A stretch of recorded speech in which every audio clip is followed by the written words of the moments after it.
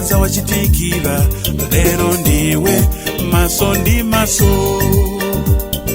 Chito yata akuti chokani banjanso ati pano ai ka bizinesi kuyesa kukokera koma ahe zosagwira pena kumakumba kulowelera kaone moyo wakutali penanso kumati mwina ndikanangofa ndikapume ndikaiwale koma Ambuye ndiwo dabwitsa chikondi chake chopambana pamene ife anthu tatedwa nzeru ndipompo amazatikuza. Moyo watu wa dziko lapansi ndiwa zovuta komabe moyo uzipitirira. Tionesa bwino pena zovuta chimata ya mtima komabe moyo upitirira.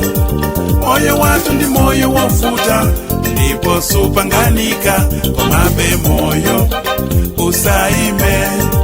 Kaya mtima ndiwo umuntu pamene zinthu zavuta komatu moyo uzipitirira.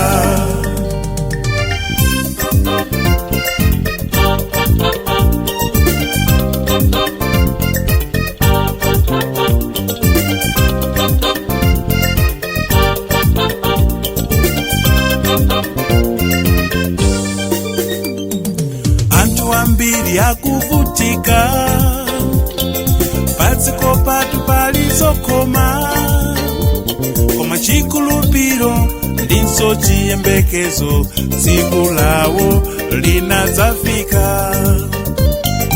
Munthu akagwa amadzukanso namayang'ana patsogolo kuyiwalira zambuyo ndipo moyo zipitirira. Anthu amene ali pabwinowa mukawafunsa mudzamva nkhani apo muzadziwa kuti vuto lanu lochepa anzanu aziona. Wina sakukumudwitse iwe munthu aliyense ngopambana anatilenga anali nafe cholinga kwa iyeyo ndife pamwamba. Moyo watu wa dziko lapansi ndiwa zovuta komabe moyo uzipitirira. Tionesa bwino pena zovuta chimata ya mtima komabe moyo ukupitirira. Moyo watu ndi moyo wovuta ndipo supanganika komabe moyo usaime.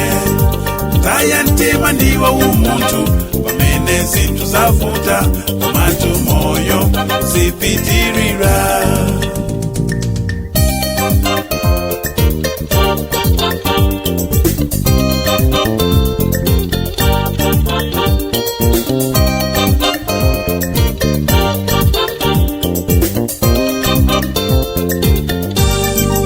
Moyo watu wa dziko lapansi ndiwa zovuta komabe moyo uzipitirira.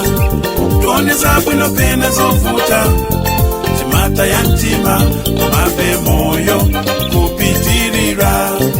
Moyo watu ndi moyo wovuta ndipo supanganika komabe moyo usaime. Kaya mtima ndiwo umuntu